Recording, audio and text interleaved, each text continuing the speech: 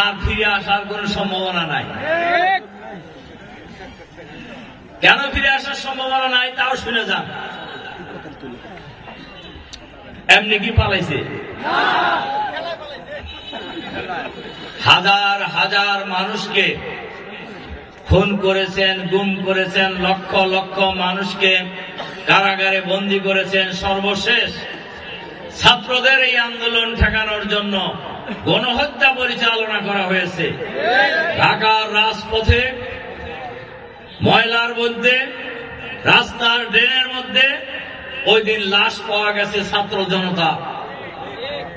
এবং যাদের লাশ পাওয়া গিয়েছে, যারা জীবন দিয়েছে এই বাংলাদেশে ফ্যাসিবাদকে মুক্ত করার জন্য, ফ্যাসিবাদের বিরুদ্ধে লড়াই করতে যারা জীবন দিয়েছেন, আর অধিকাংশ লোক হল শ্রমিক। ওই 6 টাকা ঠেলাওয়ালা অথবা রিক্সাওয়ালা অথবা ফ্যাক্টরির শ্রমিক অথবা